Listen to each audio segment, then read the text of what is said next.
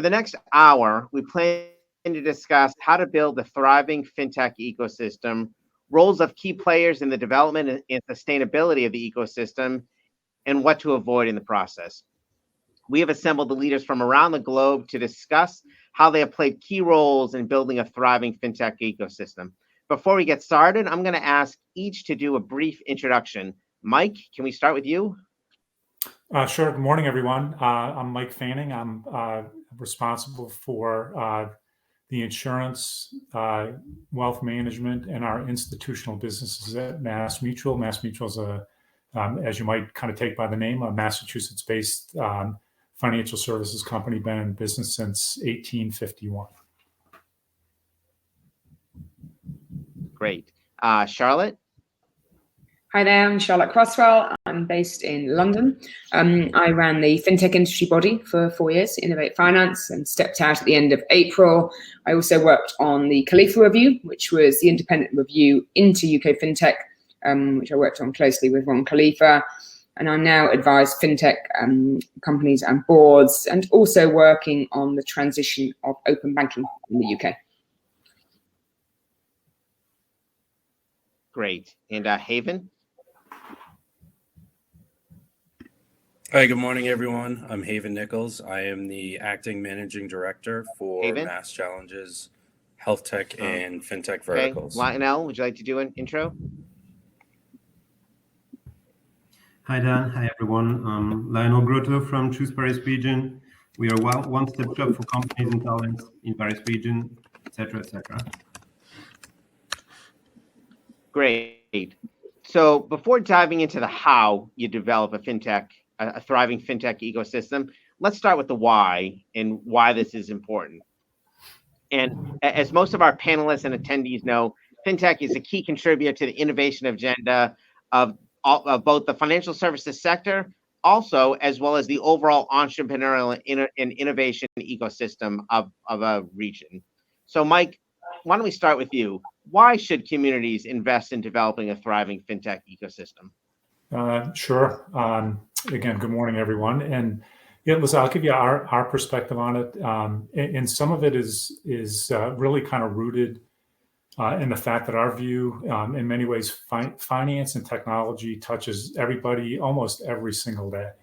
And when we think about kind of building a community, particularly being again headquartered in Massachusetts, and with kind of campuses in both sides of the state, that kind of building the ecosystem we viewed as really kind of three things. The first is just around getting great ideas, and it's great to be able to kind of source things across the globe, but having a group of talented entrepreneurs that are thinking about ways to improve how to deliver financial services, we felt just compelled that it was really important to kind of do that in our local communities. And in fact, I'm actually on the board of MassChallenge, which is a kind of a global incubator, based out of Boston. And we literally donated a full floor of a building in downtown Boston to kind of house MassChallenge. So we felt compelling around kind of having kind of local access to talent. And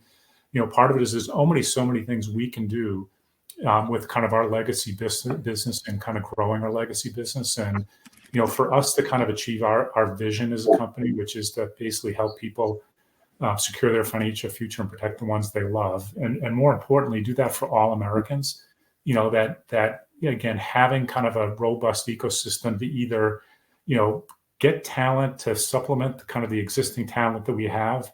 And quite honestly, we're a big investment company as well. And, basically having local companies that we can invest in as part of the future. And, it does everything from, create jobs for the local community, which in turn we think is good for our company and our business and our employees. So, we've been, at this in earnest for the last, several years of really kind of connecting all the dots in the local community. But we just think it literally lifts kind of our company and our employees and our ability to serve our customers in a way that not having it, we think is a strategic disadvantage. So.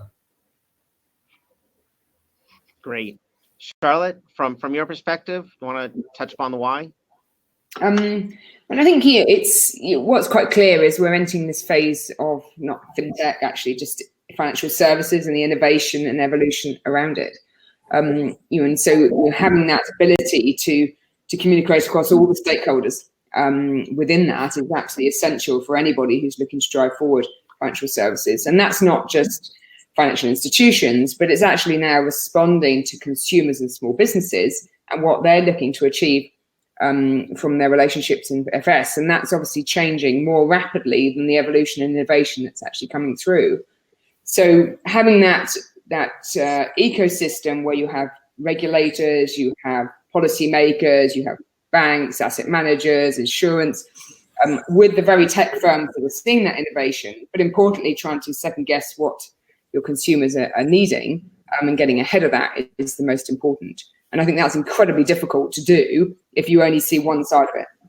We're quite fortunate in London. I used to always say we were more fortunate than most because you could get to most of those stakeholder groups within 20 minutes on the tube. Probably not in London traffic, but now there's no excuse for any of us not to do that because obviously everything is just a screen away.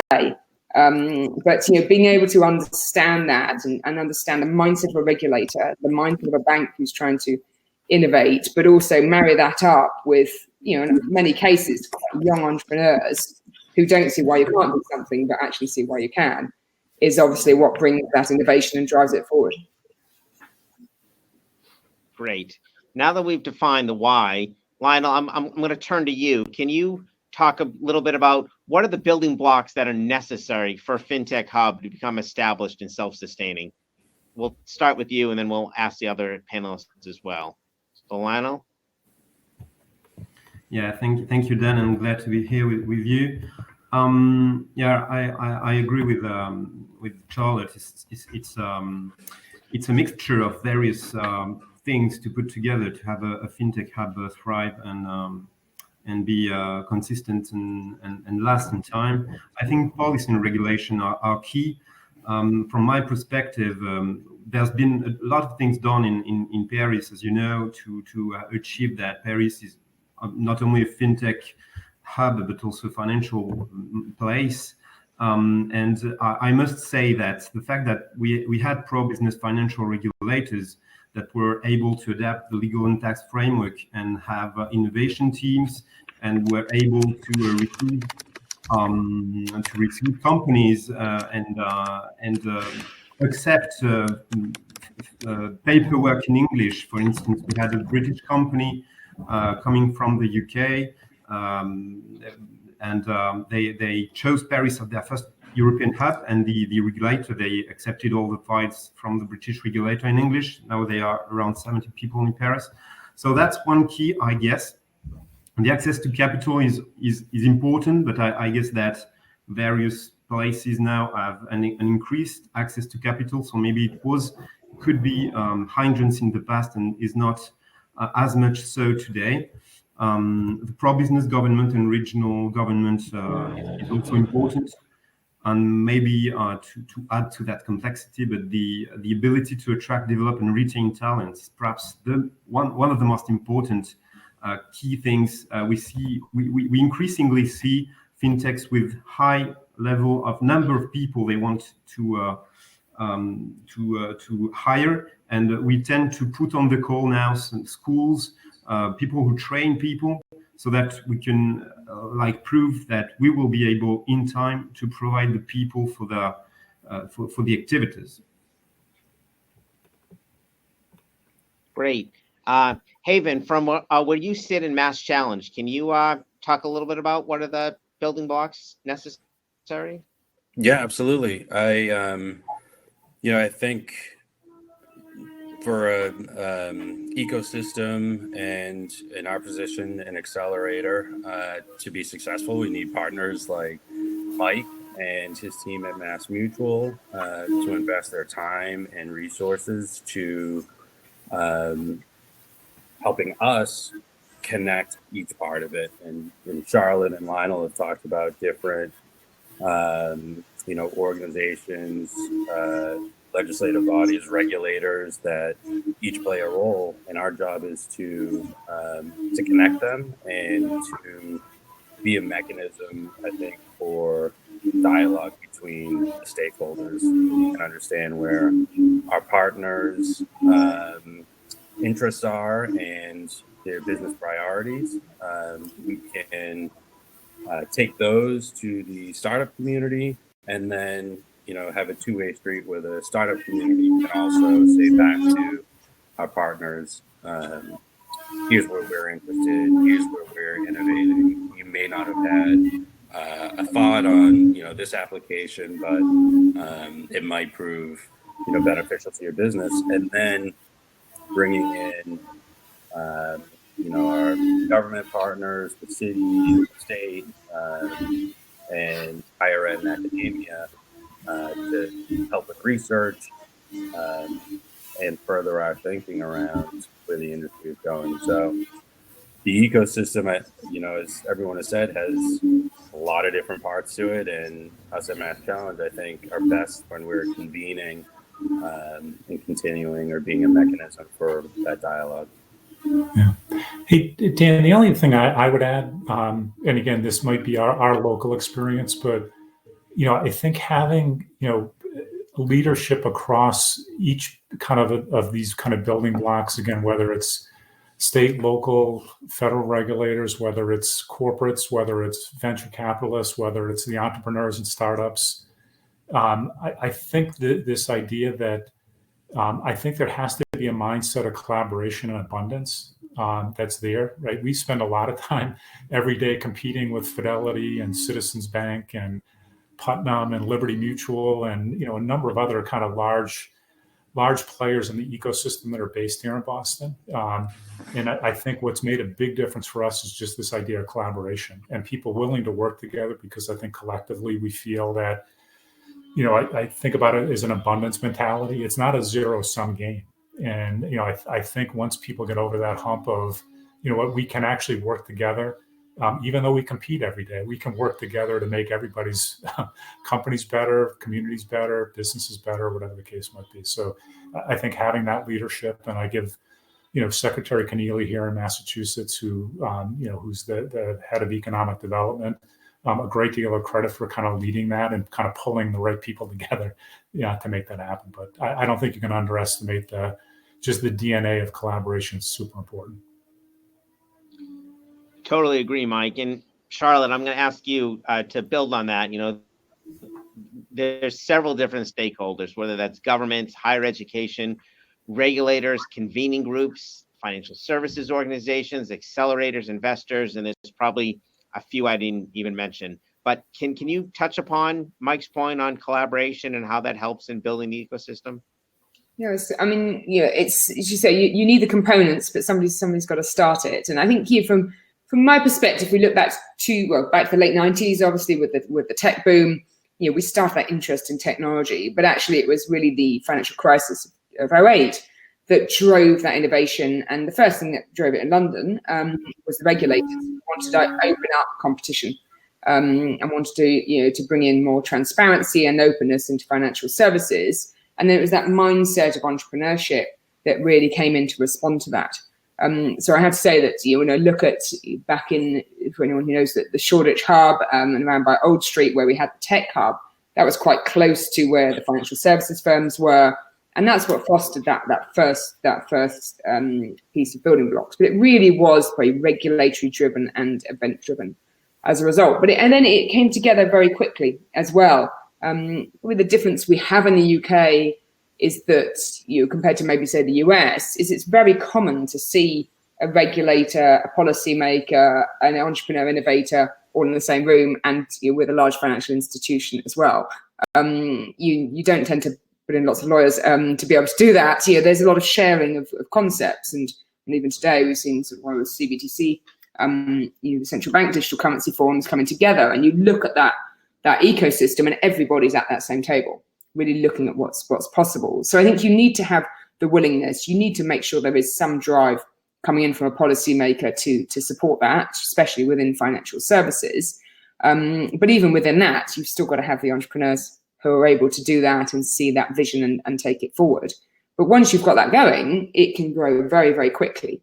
I'd say the skills and talent piece comes in relatively late. It comes in at the founder level, obviously, early, but really filling that gap of the thousands of people we now need to fill the roles within FinTech is obviously something that's incredibly important. So I think it's the building blocks are a bit of everything, but I think somebody's got to go first, and I think it is that drive, that willingness to change, and really the first step comes in frequently from a regulator and a policymaker to make that change. Now, as we see FinTech go into really embedded finance, that's not actually the case. We're seeing the innovators coming in and actually the regulators coming in afterwards. So, for example, on buy now, pay later, we're actually seeing that move driven from the innovators, and that hasn't opened up. But I think, as I said, it's a bit of a combination. Great. And Lionel, from Paris, any additional building blocks you see or anything you'd like to add? Well, I can't agree more with Mike in Charlotte. I think we're all saying the same thing. We need a lot of collaboration. We need people who want to work together. So, yeah, I mean, each of the actors, as you said, can do something on their own. But clearly, I can't agree more that the spirit of collaboration must be present. If I may add some points here from the ecosystem, that we must make sure that there are programs for fintechs. I'm talking about, for instance, accelerators. So we had, for instance, Wave, which is an accelerator specifically for fintechs.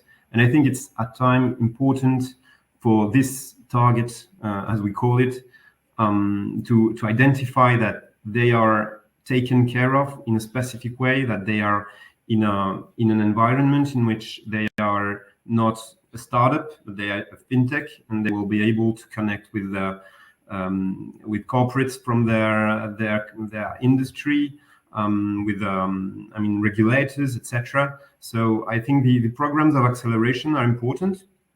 From the government part, I believe that the Visa for foreign entrepreneurs, which is not dedicated for fintechs, but was an important step forward for building the French startup scene and the fintech startup scene in France.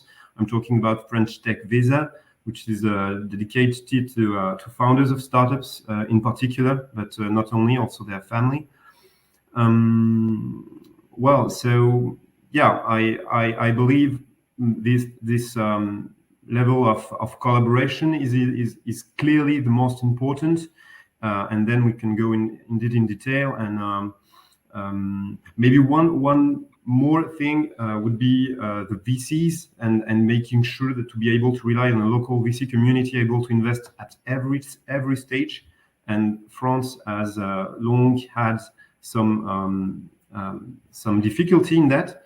So I think now we are over it. But today, yeah, we have large funds, funds that are able to invest a lower quantity of capital, and that's also very important. Great. So Haven, I'm going to switch over to you. You are part of MassChallenge, who in Massachusetts is one of the building blocks or key parts of the ecosystem that we just talked about. So can you talk about, one angle MassChallenge has taken in helping to build the fintech ecosystem? But before you answer, maybe give a brief overview of what MassChallenge is for those that might not be familiar. Sure. So MassChallenge is started as an early stage accelerator, taking young entrepreneurs and their companies and matching them with mentors and resources to grow, sort of like a boot camp for startups. And about 5-6 years ago now, we launched the Vertical program, which is a late stage accelerator partnered with our corporate partners to help startups gain access to the market. So our partners submit what we call challenge statements, identifying areas of the business where startups could support and innovation. We take those challenge statements along with the knowledge we have of their strategic priorities and match them with startups that meet those needs. our work and how we help build on the ecosystem or what we contribute to it really is in, first of all, the understanding of the startups, what they're focused on, our partners, and what the market can really benefit from, and then convening everyone around to get with each other. So we're speaking the same language. We understand where we want our industry to go or how best to support. And we have the engagement, the buy-in and collaboration from, as we've talked about, regulators and higher ed, and each piece of where, either labor comes from or knowledge and industry along the way. So our work, we're really great at understanding our partners. We're really great at identifying the best startups to meet their needs and to share information on, where the startups are focused their work on. So as I had said, if say a MassMutual or a Fidelity are open to it, we love to be able to come back and say, you may not have thought of, this application or this startup doing this type of work, but they're confident it may have maybe a benefit to your business. So the market information is huge. And then, I think Mike and everyone has sort of said it. We can help support the rising tide that, that lifts all the boats, and where industry might be competitive. I think we support with, here are our startups. Here's where we're innovating, and we're clear on where I think those interests might diverge, but they don't happen. That doesn't happen, with us. We are providing opportunity, I think, for business to find the next best thing and continue to innovate. The only thing I'd add, Dan, on top of what Haven just said is again, the core location is in Massachusetts, but there's, I'm going to say, satellites in places like Austin, Switzerland, Israel, a number of places in the United States and outside of the United States. And I think this idea of these verticals that have kind of sprung up, one around FinTech, the other one around digital health, which again, Boston kind of being now the recognized leader in life sciences and kind of digital health around the globe. We're just seeing kind of this interesting intersection coming through the incubator of kind of this health piece and the wealth piece for financial services starting to come together. So, as much as we focused on the FinTech vertical because it allowed kind of corporates and VCs focused in those areas to kind of come together. And again, just having a huge presence of kind of those types of firms here. The linkage to kind of digital health particularly has been phenomenal in the state as well. So I think that this idea of kind of broad incubators, versus these verticals and having them kind of stood up has created kind of a really interesting and positive dynamic for us as well. Yeah, this is the benefit of having a board member on a panel, which I think Mike does a really good job of, talking more broadly about where MassChallenge can help support and the, reach of our network. We're international. That's true in Israel and Switzerland and Mexico. We run a bridge program that partners in newer and emerging markets.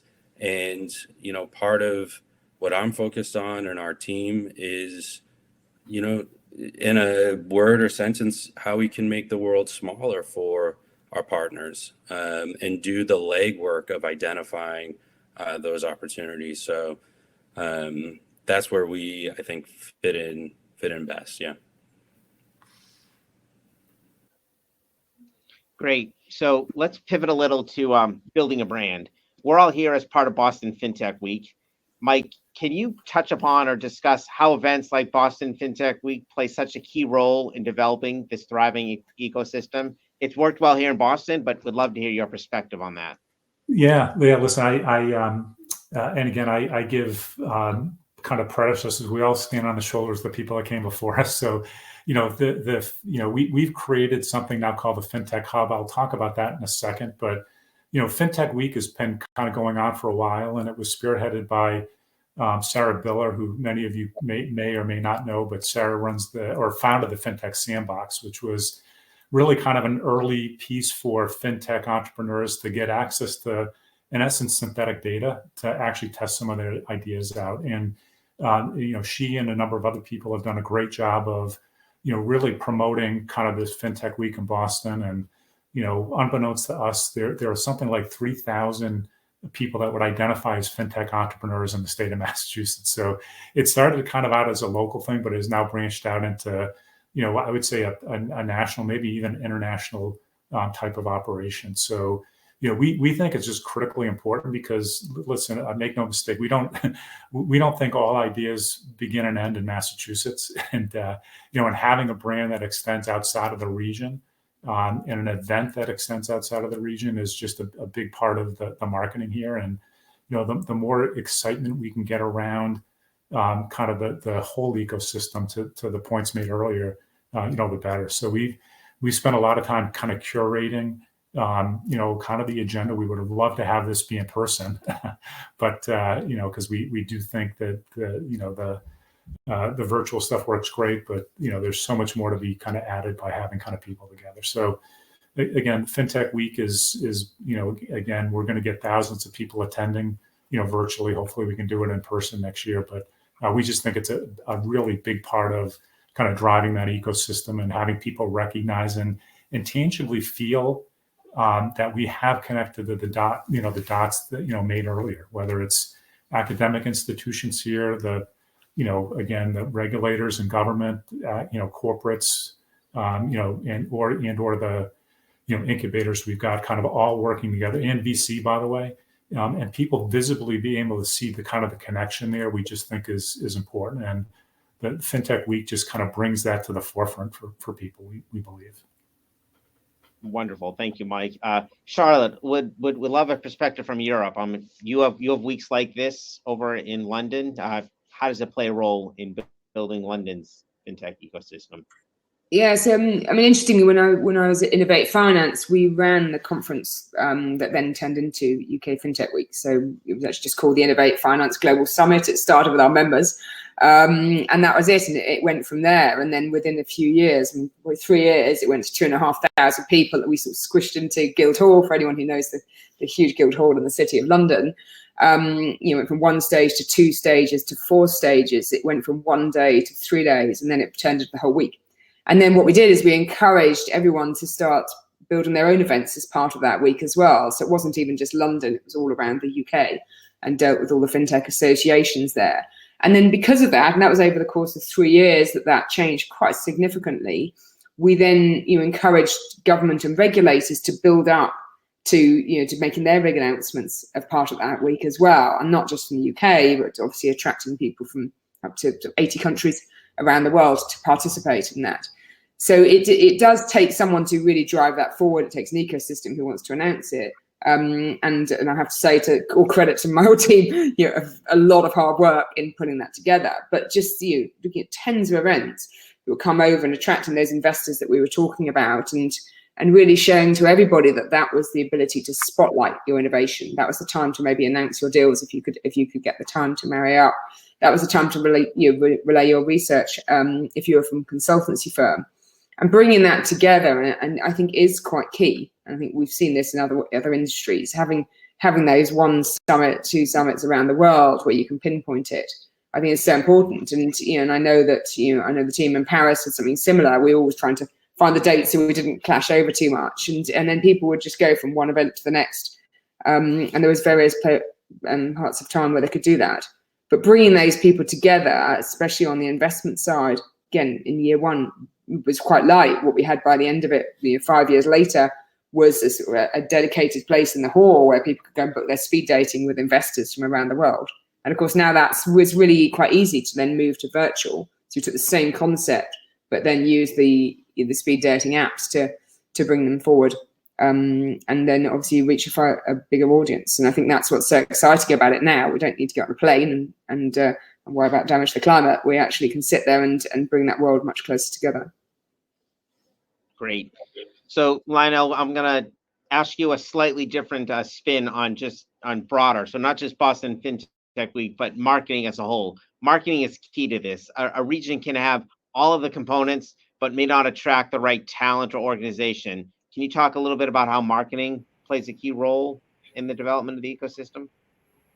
Sure. Marketing is important, but I think that promotion is dead. Talking about the size of your market and big figures, I think that's over. That's the past. And companies want info. They don't want promotion. So I would advise to be plain on your difficulty, the difficulty that you tackle as much as the assets of your ecosystem, because if not, the companies, they will have their insight from their peers or other people. So be honest. I think it's the first advice I would give. The other one would be, since I explained that to my perception, regulators are so important, you need to co-involve them in participating in your roadshows or webinars you might organize. The fact to build up with corporates is also very important. We have a program with corporates. For instance, we had one on blockchain, and 16 startups from all around the world joined. And we set up an average of 5 meetings with large corporates such as BNP, Orange, Total, Oracle, SNCF, and others. And I think that working closely with the corporates of your ecosystem, and it's important in France because it's one of the main assets that Paris has to host so many HQs of Fortune 500s. And last one is to work with the local players. You need to have testimonials of international corporations present. We had the video with the Plug and Play, a leading US fintech accelerator that's set up in Paris and with whom we work a lot. So building this ecosystem with sending some messages together is also a way to increase the strength of the ecosystem itself and understand it works together. So I think it serves two purposes, like promotion, which doesn't exist anymore, and at the same time being together, which will be important when new arrivals come. Great. So we're going to pivot a little and talk about lessons learned that we can share with the participants. We have a lot of different perspectives. So I'd like to start with Haven. You're relatively new to MassChallenge. Can you talk about some of the observations that you've seen that industry partners like MassChallenge has faced in this journey? Yeah, I think one of my first observations, is that you can have an organization that whose premise is really strong, whose track record is really strong, but we as like the industry and our organizations need to continually be testing new ideas, continuing to innovate. Lionel mentioned plug and play, and there's competition in our space, and we can benchmark ourselves against them or against our ambition or both. And for us to have a really clear idea about what being the best in the industry is, and how to make good on that ambition, whether it's testing new ideas, whether it's taking the suggestions of our partners, working closely with startups to develop the strongest curriculum with the partners most willing and ready to engage to give market access to bring their ideas to the market it's more than critical. So my first observation and learning from the MassChallenge team is that as much as we have a strong idea, strong business and premise, we cannot rest on our laurels. We need to continue to develop and innovate and grow. And I think it's funny to say that now in a panel devoted to an innovation ecosystem and a week devoted to an innovation ecosystem, but it's, I think, easy to either lose perspective or forget that you're here for that too.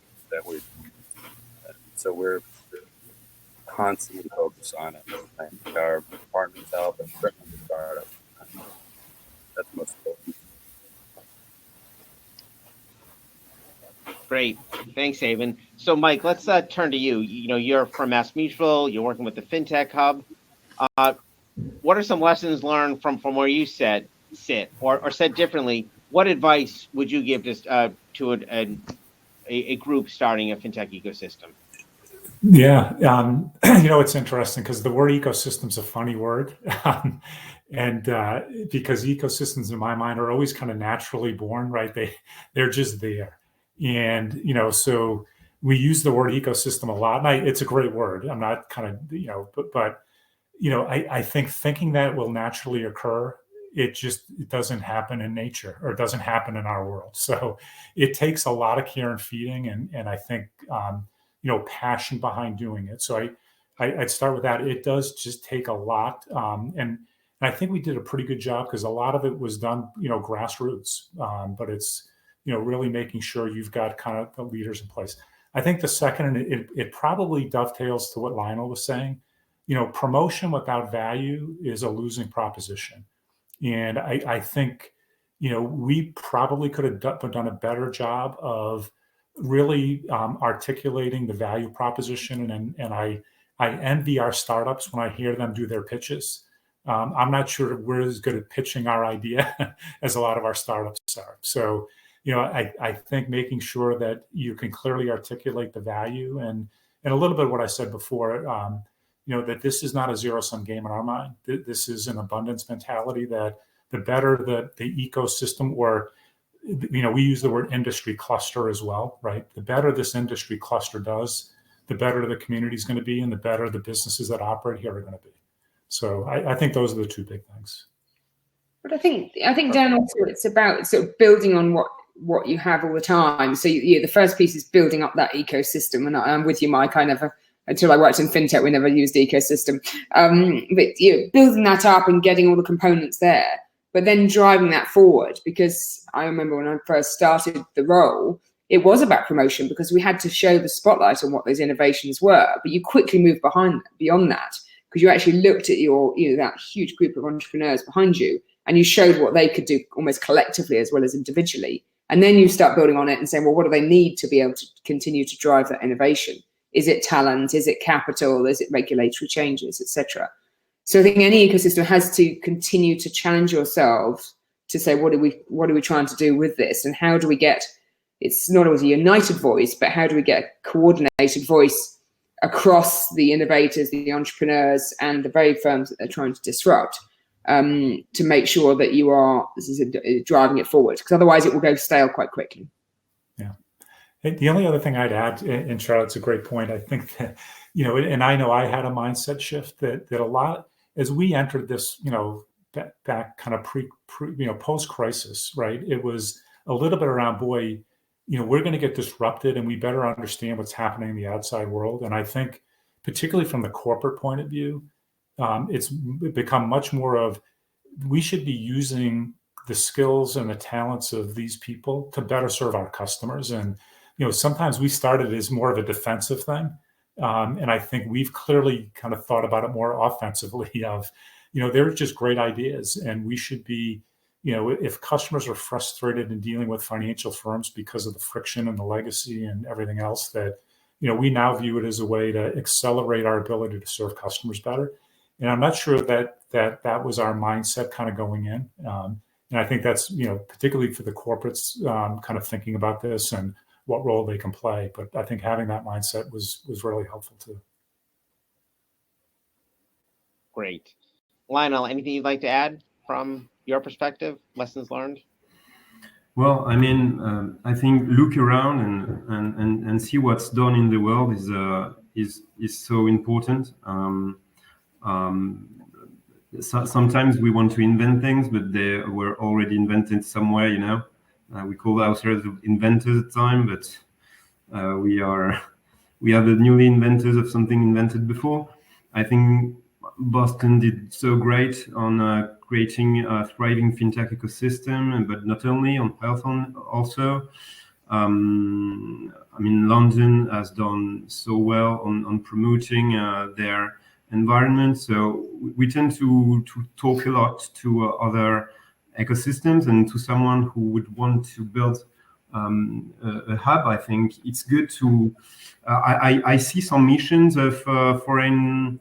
I won't give names, but other European cities that come to Paris and they come to see us, but they also go to see the industry, they go to see the academics, and they try to picture how people work together. And we do the same, and I encourage that. I think it's so great to be able to interchange, to exchange between continents and between cities on what we're building. That's what excites me in my job, and I invite my collaborators to do the same. So maybe that would be my take. Yeah, sounds like I have a trip coming up to Paris to see Lionel. I think I do the same. We quite like it when we see these innovations coming in overseas hubs, because actually it allows us to say, okay, and we do follow Paris, obviously, it's friendly rivalry, shall we say, between UK and France.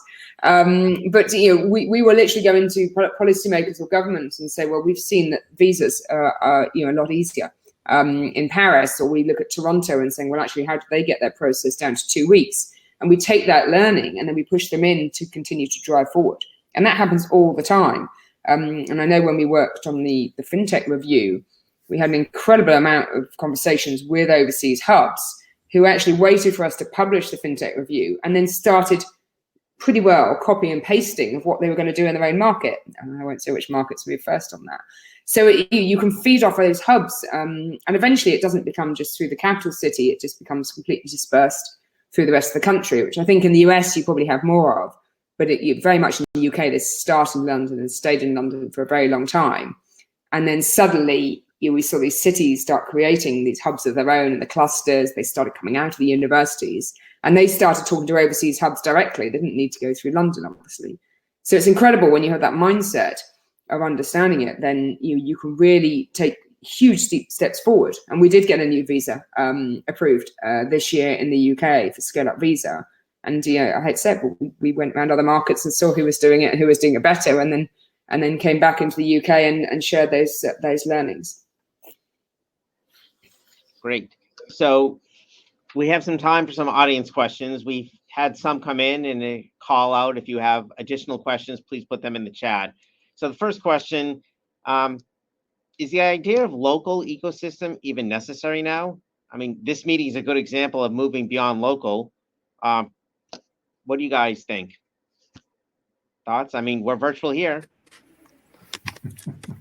I saw this question come through, and I love the question. I think, as MassChallenge begins to reconsider opening for in-person events and what that'll look like, there's a conversation in parallel about what part of our business is or doesn't translate to a virtual setting. And then, taking a step back from just, opening from the pandemic and more broadly, we have a high concentration of universities, colleges and universities, of innovation sectors or organizations, Greentown Labs and others here in Massachusetts. We have outstanding corporate partners that want to support our mission and the opportunities we can help provide to their business. And, thinking about having all of those things clustered together, there's some amount of, serendipity or conversation that just happens where, we're able to spring or hop on new ideas. So I think in that regard, because we've all been able to come together in Boston. There's real value to that, having some of what we do centralized. But that's not to say that we should, we shouldn't look outside of ourselves for, the new ideas and the networking and the connections, as Charlotte and Lionel we're talking about, between Paris and the UK. And so for us to stay mindful of what's unique to our city and the advantages we have with the concentration of all the organizations I mentioned earlier, and not close ourselves off to the opportunities and the value that come with just partners in broader geographic locations, I think is really critical. Ideally, it's not one or the other, but we need to stay focused on both. I think you're right, Haven. It's just it's very much about looking at what you have locally, and building on that rather than just getting completely somewhere different. And I think we've seen this, and I know other cities and countries have seen that as well, where you build on what you're strong at, you build at what's in you're trying to disrupt, you build on what's the entrepreneurs are bringing to, and you make that change rather than going to something completely different. And we saw a lot in Wales, for example. A lot of the insurance companies had been started at their operations in Wales, and guess what? We saw the insurtech therefore tend to migrate down to Wales because that's where they were next to the insurance companies. So I think you need to have something there to build from, to share those experiences, and before it really takes off on its own. Yeah, and I think you both said it. It's kind of an or, it's not an and in my mind, or it's an and, it's not an or. And again, we as a corporate, listen, we've had almost 20 engagements with startups coming out of MassChallenge, and it is a very different experience to literally have them sit with our experts, either in our office or their office. It just makes a difference. And some of it can be done virtually, but I think you do miss something. And then I think simple things, and Charlotte, to your point, our ability to actually run a boot camp at Brandeis or Babson, which are two local universities, or to basically do career fairs and have kind of people on site. I think it's the difference between being good and great.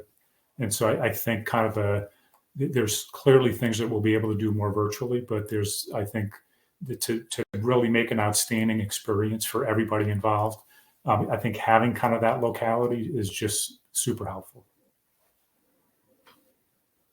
And one thing I'd add too, just about the collaboration we were talking about between Paris and London and other cities in the UK, and how organizations are working together.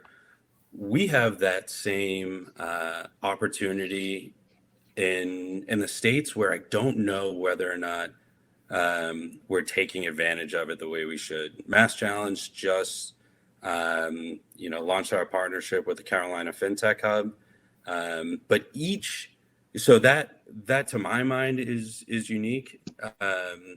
We see fintech hubs and accelerators springing up in different cities because everyone sees themselves as unique, having some unique value proposition to the market. And I think there's just a lot of opportunity for us to continue to collaborate or to do better in that area between cities and states and the US. I wanted to make that I see the opportunity, and our partnership now with Carolina, I think, is a great example, but there's more of it and more of that work for us to do.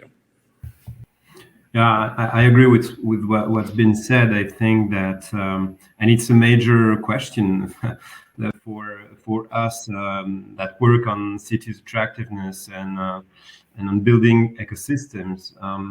But I really think that people live somewhere. They They live somewhere, and that in the end it matters. They live somewhere and they create value locally.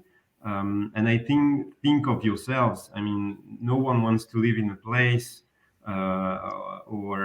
you need some kind of exchange with of physical exchange. I think no one sees himself as being able to like stay behind a computer and interact with the world like that.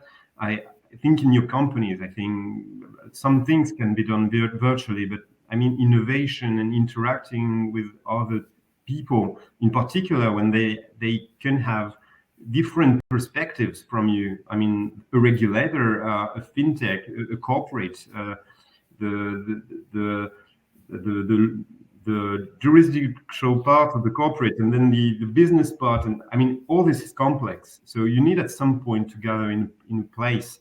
And I believe in places that you are able to work on foot or by bike, that are campuses and that are campuses of innovation. We're building a map today of some of R&D hubs in the Paris region, and with that element that you are able to go from a place to another by foot or by bike, I think that has a value, and that's something we want to present. And people want to live somewhere that they like and that is innovative. Great. And Lionel, we have a question that's directed pretty much towards you. How important has the Paris FinTech Forum been to raising the profile of the Paris FinTech ecosystem? Well, that's a good one. We talk of Boston, but yeah, in Paris it was an important step, and we work hand in hand with Laurent Nizery, who is organized this event, and we're very glad that people like that invest in Paris. I mean, when we have accelerators, when we have events like that, I mean, in mobility also, we have the chance to have a South African investor who built a mobility event here, Autonomy, whom we partner with also. It's so important. I mean, Mike already said it for Boston, but yeah, clearly it's very important for Paris. Paris FinTech Forum, it's become a place to be. Laurent was a big part in it, but he really worked with the ecosystem and was very also cautious on who had to participate, like focus on CEOs, etc. And I mean, we need people like that to drive our ecosystems, to believe in them, and so glad to be able to partner with this event. Great. Thanks, Lionel.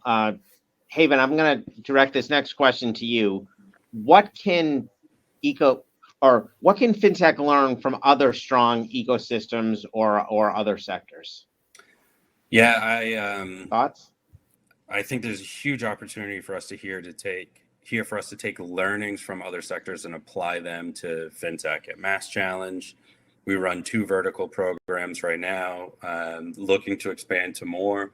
But our health tech partners and our FinTech partners have a different approach to innovation, their leadership's mindset on taking on new projects or investments, adopting new technologies are very different. So us being in the middle between the two of them, and again, understanding our partners best, can share, best practices across the aisle. But we've also seen where Mike and MassMutual are another great example of a financial institution that's partnered in our certainly in our FinTech program, but also in our health tech program, where they see opportunities to work closely with startups in both sectors and industries. And then the last thing I'll say is that where there's overlap between the two, the collaboration is even better. Look at the conversations we've hosted around health and wealth, and our financial partners excited, or our health tech partners, vice versa, are excited to work with each other because there are applications in their industry that the other side has down. Healthcare partners need to understand payments and the innovation around payments, and our FinTech partners the same in different areas. So, I think it goes to keeping not so much an open mind, but understanding that the good idea may not come from the place you traditionally expect it to be, and keeping the conversation open for those opportunities and best practices. Great. Thanks, Haven. So I think there are so many other questions coming in. I just don't think we have time. So in the last couple minutes, I'd like to ask each of you to just leave the attendees with one thought. If there's one nugget that you can share. So Haven, why don't we start with you? I was hoping you wouldn't. One nugget. Geez, I. This is going to sound silly. I think for us, it's understanding what's. I want to do cool things. I want to do what's innovative and fun, and we do a lot of work to evaluate our startups and the opportunities that they bring to the market. We do a lot of work to understand our partners and where they're coming from. But I think we have to also remember that, in the middle of the evaluation and data crunching and everything else, we're innovators, and we're looking for the ideas that excite us and have the potential to change an industry. And I think my takeaway is just to enjoy it, keep it fun, and keep connecting those ideas with the organizations to run them out.